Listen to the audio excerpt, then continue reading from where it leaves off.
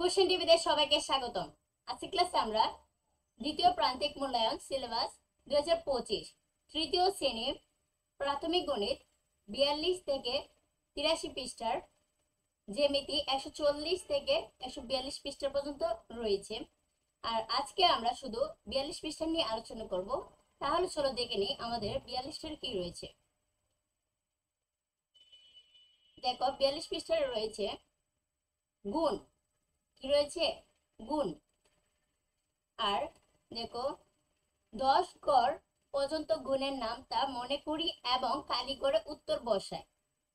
তাহলে আমরা 10 গড় পর্যন্ত নামটা মনে করব এবং কালি গড় পূরণ করব। তাহলে দেখো 1 একে 1, 2 একে 2, 3 একে 3, 4 একে 4, 5 একে 5, 6 একে 6, 7 একে 7, 8 একে 8, 9 একে 9, 10 একে 10। এভাবে আমাদের 10-এর নামতা পর্যন্ত রয়েছে। তাহলে এখন 2 এর বলি। 2 একে 2, 2 দুগুণে 4, 3 দুগুণে 6, 4 দুগুণে 8, 5 দুগুণে 10, 6 দুগুণে 12, 7 দুগুণে 14, 8 দুগুণে 16, 9 দুগুণে 18, 10 দুগুণে 20। আচ্ছা, এই দুই ঘরে কোনো কালি ঘর নেই। তাহলে তৃতীয় নম্বরটা দেখি। তৃতীয় 3-এর নামতা দেখি কোথায় খালি ঘর রয়েছে। এই তো 7-এর ঘরে দেখো খালি একটি ঘর রয়েছে। তাহলে 3 7 কত? 21। তাহলে আমরা খালি ঘরে কি লিখবো? 21 লিখবো। কি লিখবো? 21। এই তো এভাবে তোমরা 21 লিখবা। কি লিখবা? 21 লিখবা। পরে দেখো 4 একে 4, 4 দুগুণে 8। খালি ঘরে কি হবে? 8 হবে। কি হবে? 8। তাহলে লিখি আমরা 8। কি লিখবো? 8। খালি করে কি হবে? 8।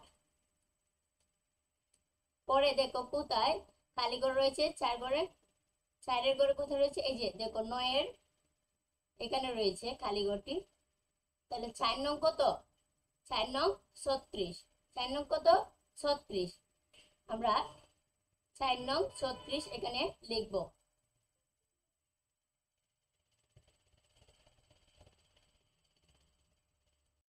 এভাবে তোমরা 36 লিখবা। তারপর দেখো 5-এর ঘরে কোথায় খালি ঘরটি রয়েছে? এই তো 6। 6-এর ঘরে রয়েছে। 5 6 কত? 30। 5 6 কত? 30। তাহলে এখানে আমরা কি লিখবো? 30 লিখবো।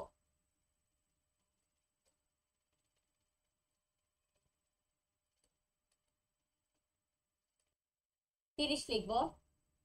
পরে দেখো 6-এর ঘরে 5-এর 6-এর ঘরে দেখো 6 একে 6, 6 দুগুণে 12, 3 6 18, 4 6 24, 5 6 কত? 30। এই যে 5-এর নিচে দেখো খালি ঘরটি রয়েছে। তাহলে 5 6 কত? 30। এখানে আমরা 30 লিখবো। কি লিখবো? 30 লিখবো।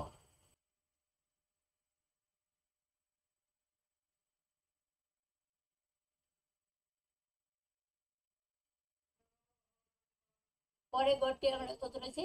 7। 7-এর ঘর রয়েছে। তাহলে তাহলে দেখো এখানে একটি কালীঘর রয়েছে। কোন ঘরে? 7-এর 3। 3-এর মধ্যে রয়েছে। তাহলে 3 7 কত? 21। আমরা আগে লিখেছি 21।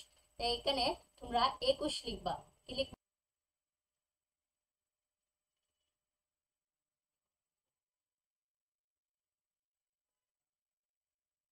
এভাবে 21 লিখবা। পরে দেখো 8-এর ঘর। 8-এর ঘরটি রয়েছে। তাহলে এখানে দেখো 8-এর ঘরের 6 এখানে রয়েছে খালি ঘরটি।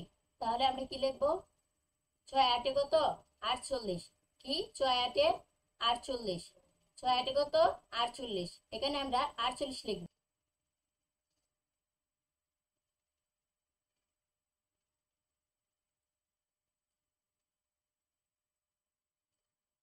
তবে আমরা 48 লিখব। পরে দেখো রয়েছে 9-এর ঘর। 9-এর ঘর রয়েছে। তাহলে এখানে দেখো 9-এর ঘরের 9-এর নিচে দেখো খালি ঘর রয়েছে। তো 9 নং কত? 81। 9 নং কত? 81। এখানে আমরা 81 লিখবো। এখানে কি লিখবো? আমরা 81 লিখবো।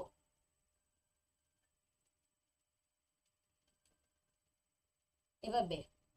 আচ্ছা, পরে দেখো 10-এর ঘর রয়েছে, এই তো 10-এর ঘর রয়েছে। তাহলে 10-এর ঘরে দেখো 8-এর নিচে খালি ঘর রয়েছে। তাহলে 8 10 কত? 80। 8 10 কত? 80। এখানে 80 হবে। এখানে কি হবে? 80 হবে।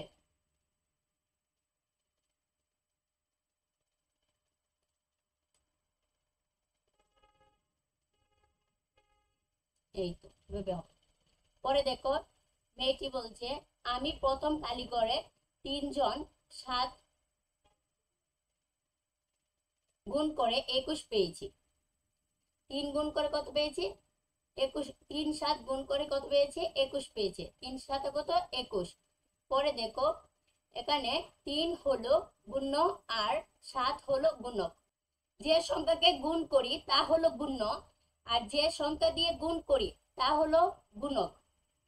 তাহলে এখানে 3 হলো গুণ্য আর 7 হলো গুণক। আশা করি তোমরা বুঝতে পেরেছো। আজ এই পর্যন্তই, বিদায়। পরবর্তী ক্লাসে আবার দেখা হবে।